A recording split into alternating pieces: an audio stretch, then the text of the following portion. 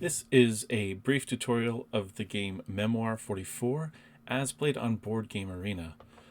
In this tutorial, I'm going to go over the basic rules for Memoir 44, how to move and attack and use cards and such. I'm going to go over a lot of the different controls that Board Game Arena offers and ways that makes it more helpful to play and understand what you can do. But I won't be covering every single terrain type or unit type or obstacle because, well, the way this is set up is it was a random official scenario, and that can draw from several expansions as well.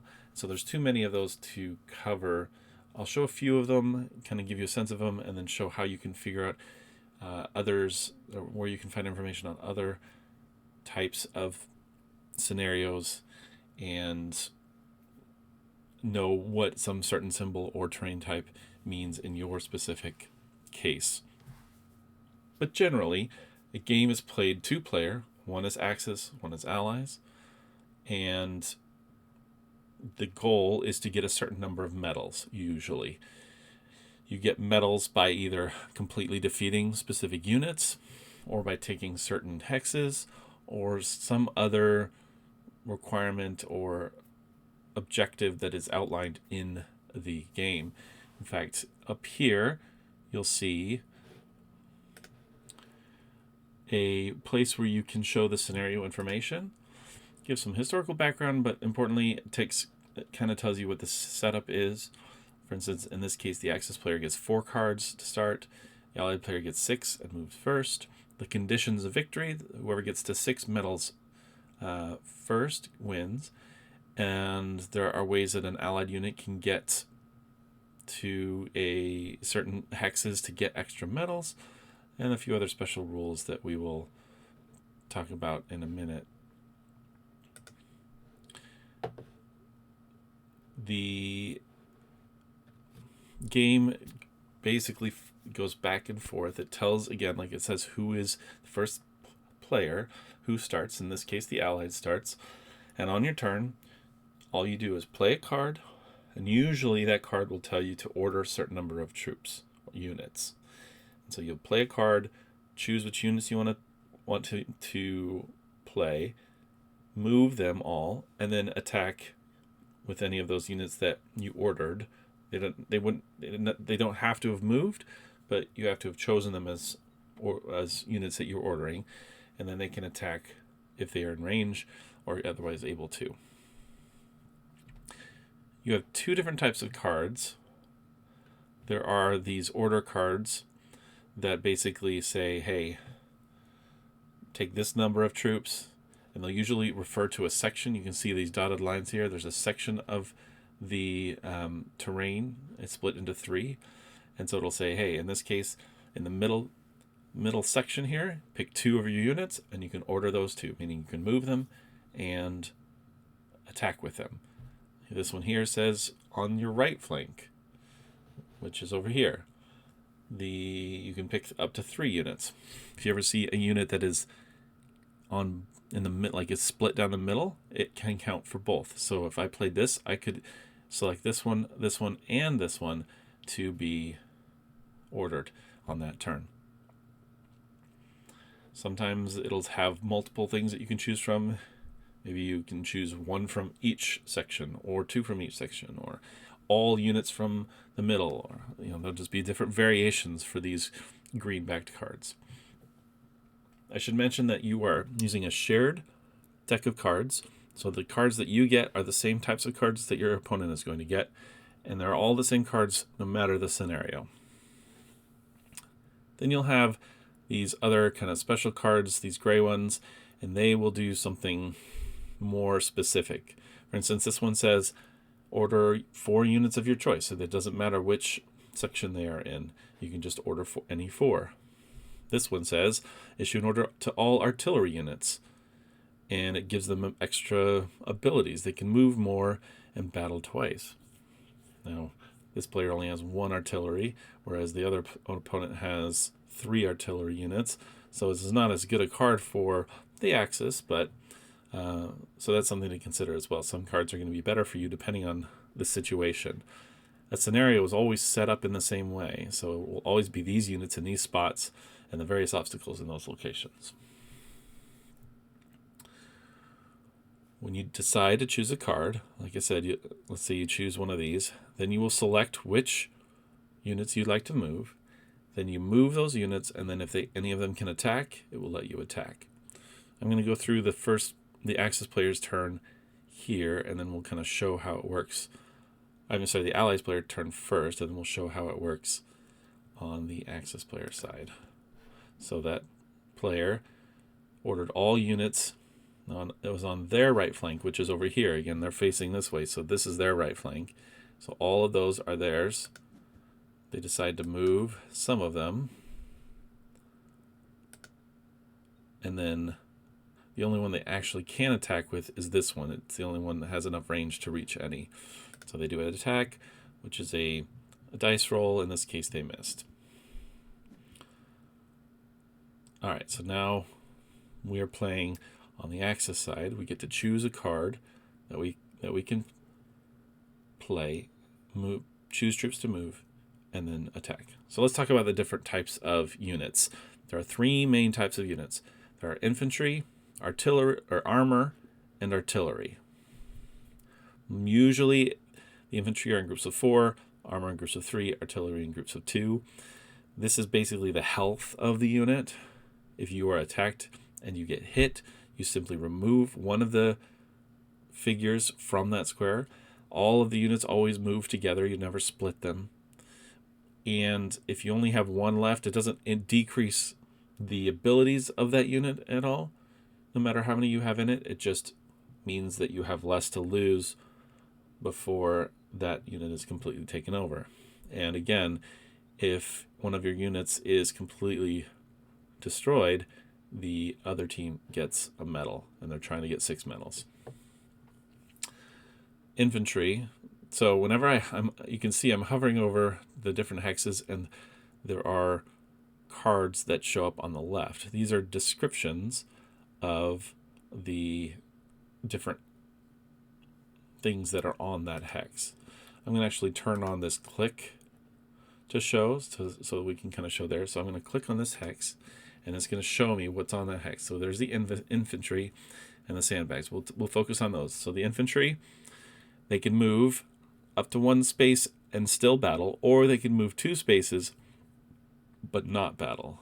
And moving spaces is going from hex to hex, so forth. So this one could go up to here, but then it wouldn't be able to battle. But if it stayed where it was, or just moved 1, it would still be able to attack. Now, depending on what the enemy that they're attacking is, depends on how many dice they roll. You want to roll as many dice as possible, so infantry do better when they are close up. So this represents where you are as the infantry. If the unit is 1 space away, so adjacent to you, you get to roll 3 dice. If it's 1 away, or 2 away, then you get 2 dice. If it's 3 away, you get 1 die. And farther than that, you cannot reach them. The armor is a little different. It can move up to 3 spots, and no matter where it is in the range, still use 3 dots. So armor is very strong, though they only have the health of 3, and there's typically not as many of them on the board. See, in this case, only the Axis power even has them, and only 2 units, whereas there's a lot more infantry. But they can be powerful because, again, they can move up to 3 spaces and roll 3 dice to attack no matter what. Artillery don't move very well. They can only move 1, and if they move, they don't get to do any battle. So they're best used when they just sit and attack. And in that case, they have a range of up to 6 hexes. And you can see if it's within 2, they roll 3 dice. Within 4, they roll 2 dice. And then 5 and 6, they roll 1 die. So that's why this artillery could hit all the way over here. 1, 2, 3, 4, 5. That's how that range would work. There are obstacles and different things that we'll talk about later, but generally the artillery are able to have quite a long range in order to attack. But if they ever have to move, then they don't attack during that order. Those are the three main types of units. There aren't any different types of units. There'll be slight variations. Sometimes, like, you'll have a special armor unit that has a fourth one in it, or a special infantry unit that may only have three but can move faster or move through obstacles easier, or different things like that. So there'll be variations depending on the scenario. But typically, it is just regular infantry unit, regular armor units, regular artillery units.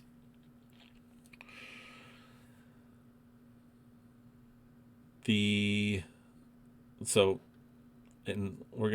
this case, we're gonna play this card here, which lets us choose 3 units from the right flank. Again, we'll choose these 3, and then so I'm in the playback, so I didn't actually choose them, but they were chosen for me. It may actually automatically choose for you if that's all you have, and then you can click on each of them in whatever order that you want. Oh, because I've got that click on, it won't let me do that. And then it will show you where they can move. So here's an infantry. They're in this towns and villages spot. We'll talk about that in a bit. And they're in sandbags. They can move 1, so they can move here and still attack. These ones, they could move there and still attack there, but they would be out of range so it wouldn't do anything. But you can see that coloring. That darker green means if they move there, they could still attack. If they move 2, so if they moved up here, they could, but then they wouldn't be able to attack, because you can only attack if you're staying put or moving 1. So this is a nice little help in BGA. You click on a unit, it tells you where they can move. This right here is a forest unit. They could move into the forest, but then they would have to stop and they wouldn't get to battle. There are some advantages of being in the forest, though it's similar to being with the sandbags in the town, so they probably wouldn't want to do that. Same, like if you click here, this shows you where you can move. There's no way to attack, so you might as well just move 2 if you're wanting to use this. If you wanted to use this unit. But note, like, if I move this one first out of the way up here, I can move this one then into the town. Towns I would have to stop and wouldn't get to attack, but he would be out of range anyway. And then the artillery can move 1, and again, if it goes into the forest, it has to stop, although an artillery would stop anyway, and then it couldn't attack. Or you can just say, I'm done. If you only move the ones you want to move, and then you click end all movements. If I don't move this one, that's fine. He can still attack because he's still under order. But you don't have to move them to get them to attack.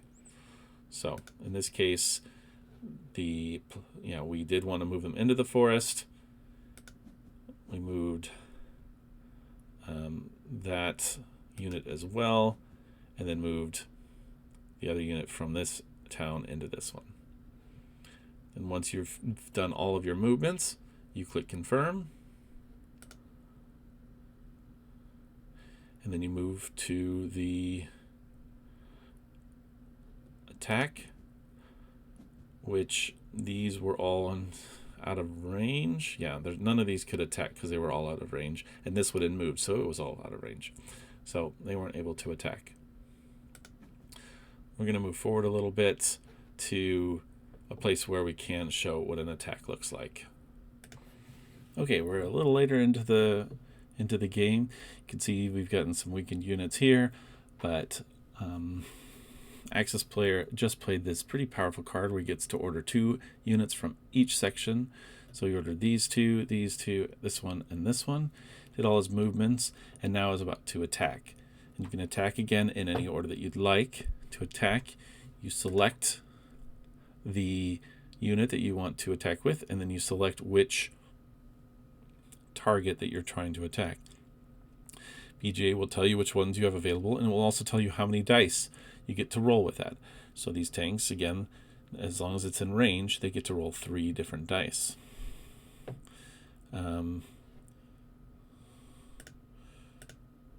This one here is an infantry. It can reach up to this one or up to that one. All right, let's talk a little bit about line of sight. So this guy, this unit right here, this one here can't actually attack anything currently, even if it was in range, because this is blocking it. So basically, line of sight, you see this line that's going from the middle of the hex that I'm attacking from to the middle of the hex I'm attacking to. So as long as it's not going through a hex that is an obstacle, it's okay. And there is still line of sight, and it doesn't block line of sight. And different terrain types will tell you if they block line of sight. Like the forests, you can see in the card over on the forests, it says blocks line of sight, whereas the minefields do not block line of sight. Other infantry, other units do block line of sight, but the sandbags do not block line of sight. So the water's a little interesting, because if it's just one water, so you can see it goes through one water tile, you're still okay. But if it were to try to go through two waters, like if it went through these two hexes that are adjacent that are water, that would block line of sight. So different terrain types will have different ways that they block. I think towns block line of sight as well. But the nice thing is BGA will do a lot of that calculation for you. You click on a unit and it will tell you what they can do. You can see these are within 2, so they get 2 dice, whereas if I try to attack it here, it's only 1 die. This artillery was not moved, so it gets to attack, and you see all the crazy range it has. It can attack any of these. You notice that it does, in this case, it does look like it's going through 2 water tiles, but if it's going through an edge, it doesn't really count. It has to kind of go through the middle of the hex. It is kind of a bit finicky, but that's why BGA is nice. It will tell you whether it can or not. Like this one is still okay. Still okay. Just can't go directly through 2 adjacent water hexes. I don't even know why it's letting you do that. So maybe there's something I don't understand completely about the waters, but and maybe artillery aren't bothered by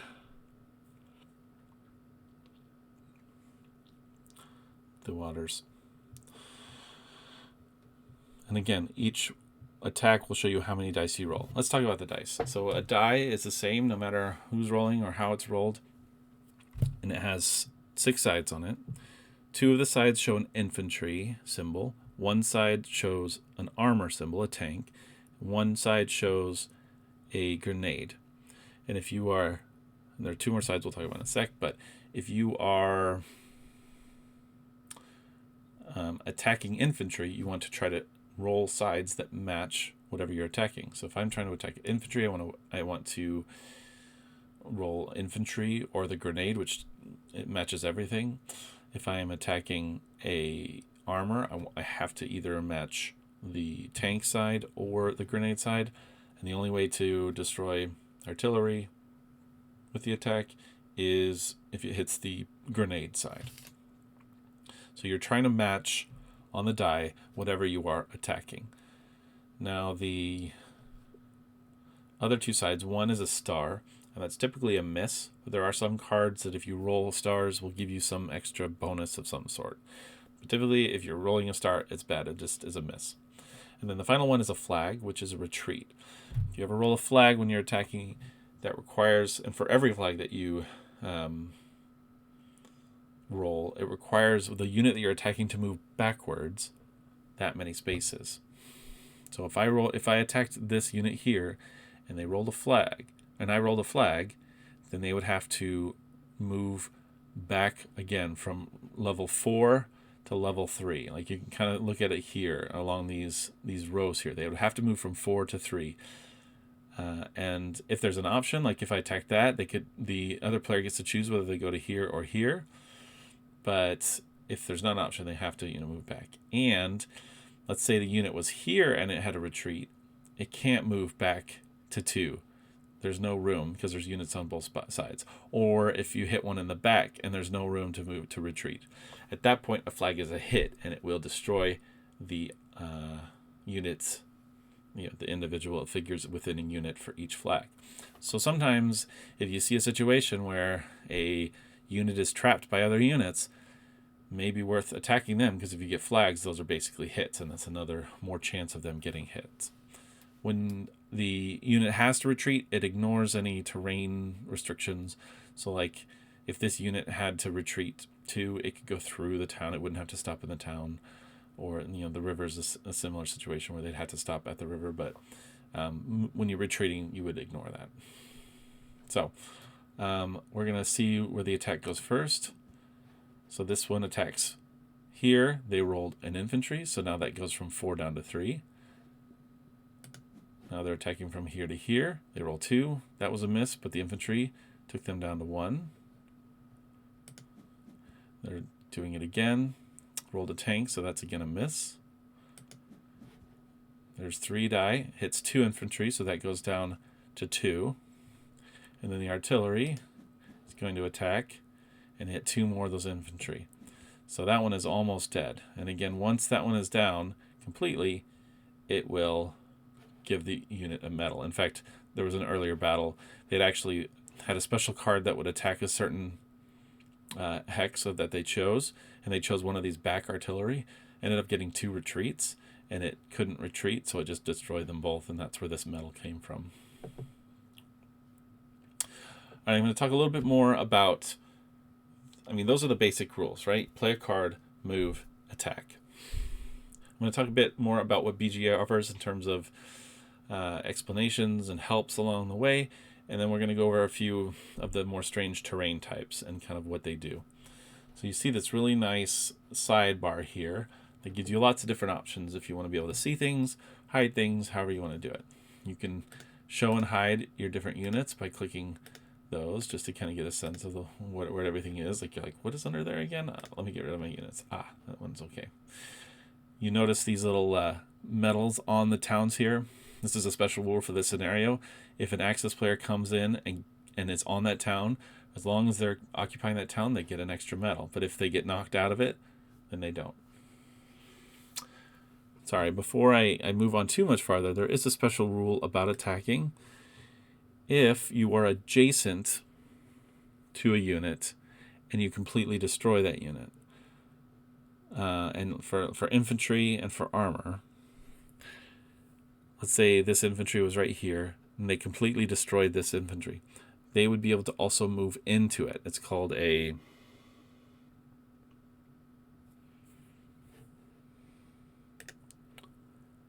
taking ground move. So that's an infantry specific one. If an armor does it, if they're right next to a unit and they completely destroy that unit and then go into it, they actually get an extra attack.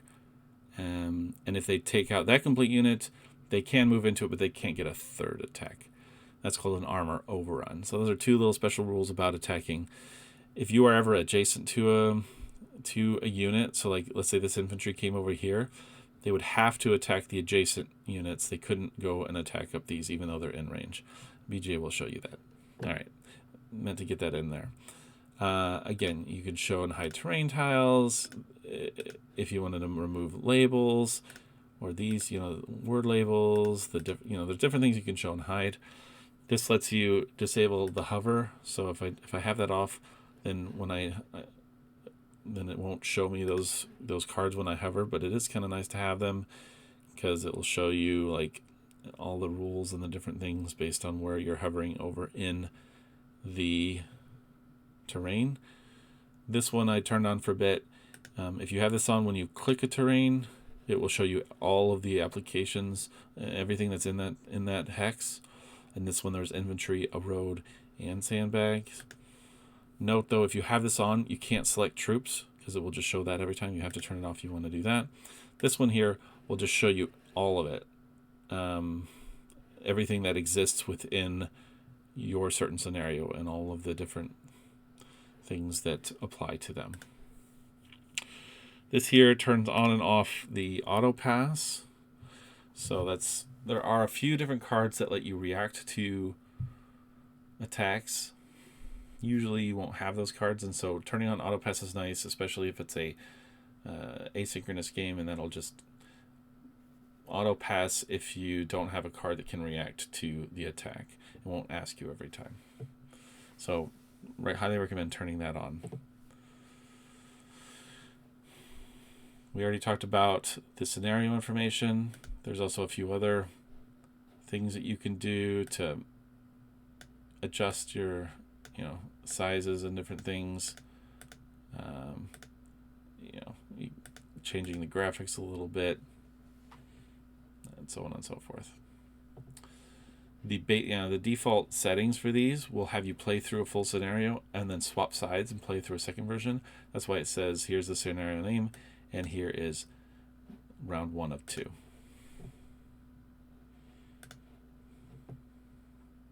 Those are the kind of the different, it'll show you down here the medals as you go, how many cards are left in the deck, and so on and so forth. All right, I'm going to go through a few weird terrain tiles or different types of terrain, but again, this won't cover everything. And if you want to look things up, the best thing to do is go down here in BGA under How to Play. Here are all the rules for the different expansions. So here are the basic rules, which we've basically gone over, a few exceptions of some of the terrain. And then here are other expansions that have the different scenarios in it. This expansion, or this scenario specifically, happens to be in the terrain pack rules. So, for instance, to understand what mines are, I had to go look that up, because it will have the card there, and that will give some information, but not necessarily all of the information there. We'll talk about that with the mines. All right, so in this scenario, we talked about forests. If you go into a forest, you have to stop, and you can't battle on that turn. But forests do provide protection. So you'll see on the cards, I'm going to do the select here. On the card, it says if you move in, you have to stop, and you can't move further, and you can't battle that turn. They do block line of sight, but the hex you're in doesn't count for line of sight. So if this artillery, it doesn't have blocked line of sight for where it's attacking. It's only the hexes in between where it wants to attack. But then it also gives a disadvantage here. So any infantry that battles in, meaning attacks in, has -1 die, and any armor that want to attack in are -2 die. So it's good protection from armor and infantry. That means basically if you were going to roll 2 dice and you're infantry, you now get to roll 1 die. Or if you're an armor and you were going to roll 3 dice, you only get to roll 1 die. If the disadvantages come far enough to where you have 0 die left to roll, it won't even let you attack. So that's the forest. We talked about a little bit about the sandbags, but these let you ignore the first flag, but if you get 2 flags, you do have to do the second one. They don't block line of sight, and they also subtract 1 die for infantry and armor that are battling into it. The roads, specific to the scenario and some others, if you start on a road and you end on a road, you can go an extra hex. Otherwise, there's no differences in restrictions. The towns, similar to the forest, but armor that are in towns and villages battle out at -2 as well. So they don't shoot out very well either. They get -2 die for that. And they do block line of sight.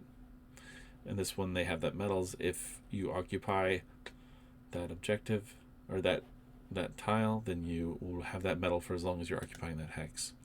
And so, like, later in this game, there was a point where there was a unit here, an allied unit here, battling this Axis unit. They were able to get that unit to retreat. I failed to mention that the taking ground isn't just when you destroy a unit, but if you make them retreat, and so the hex becomes empty, that also counts. So if you're here, they were here, they were attacked this unit. They didn't destroy them, but they made them retreat, and because they did that, they could take ground, and so they could go into the city, have that medal, and have some advantage for anything trying to battle back in. There's a little bit of a back and forth with it in that same way, but taking ground into something like this can be really helpful if you can get them to either retreat or are destroyed out of it. This one has a special river tile. This is specifically this fords or fordable river. It cannot be, in this, at least in this scenario, it is not able to be passed by any Axis units or any Allied armor or artillery. So like these artillery that are back here cannot come forward past this river, only infantry can. And no blue units can go past that river. Now that's specific to this scenario, but there will be, typically it's more like a forest where you go in and you have to stop, though you can still attack. They don't blind line of sight, and there are some, if you're in a river space, you get disadvantage out of it. Again, you look at the in and the out, and it tells you how many dice you lose based on it. The mines are a little bit different. So mines, again, if you move into a space with a mine, you have to stop. Otherwise, there's no blocking of sight or combat restrictions. However, you have to know who placed the mines. In this case, the Axis placed the mines. So if the Axis go in them, it's fine. It's just a mine. If the Allied goes into the mine, it flips over, and there's a number from 0 to 4. If it's 0, then the token goes away. Otherwise, it's flipped over, and anytime an Allied goes into that minefield, they have to roll that many dice, and they could get, if they get matching hits, they could lose troops going into those minefields. But again, it only applies to the enemy in that way. And once it's flipped over, it stays flipped over, but anytime an enemy goes into it. So there's an example of some of the different terrain that you might run into in a scenario, but that could be very different. I'm going to take a look at one more scenario and explain some of the different terrain in that one as well. Okay, so now you see a completely different scenario, and this is in the Eastern Front expansion. It's all snowy. You still have forests, but they have a little bit of a different look to them. You have frozen rivers, which can be crossed, but at a risk. So let's say what a frozen river does. You can go onto a frozen river hex, but then you roll 2 battle dice, and for each star rolled, lose a figure. So moving or retreating onto a frozen river. So if you retreat onto it, you do the same thing. So you got to be careful of those in this case. We have bunkers again. We have hills. Hills are common in all the different scenarios, but basically they're at elevation. So they do block line of sight unless you are also on a hill. And you can look down on other infantry and that are on lower heights. And then infantry that's going, infantry and armor that are battling in get -1 die because you're up on a hill. They're fighting uphill, so that's less. A lot of these do make thematic sense. This one's particular has these Russian ski troops, I think. These are these are infantry troops, but they act a little differently. You only have 3 instead of 4, so they're a little weaker.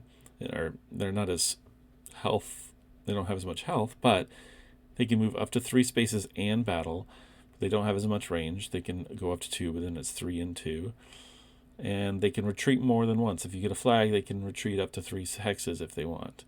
They can also move onto any terrain and still battle, though they have to still obey the restrictions. So if they go into a forest, they still have to stop, but they can still battle as well. So those are very mobile units that you can use. And you can see this is not really like one side versus the other side. Most of the red troops are kind of in the middle, and the blue allies are coming from the outsides here. The Russians have this weird called the Russian Commissar. You can't really see it here. Maybe I can adjust. Not quite. But in this case, you're supposed to it's thematically the Russians were told what to do by somebody from outside, so they have to basically say what card they're going to play before their turn. And so at the end of their turn, they pick the card they're going to play for the next turn. And so that's just a little bit of a disadvantage on the Russian side. So there's lots of little things like that.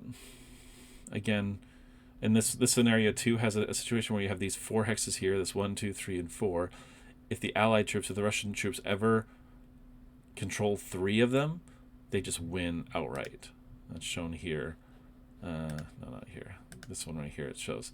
If Axis occupy 3 hexes in the group of these, then they win immediately. So that's another win condition, right? You can see here the different conditions of victory. And there's some special rules.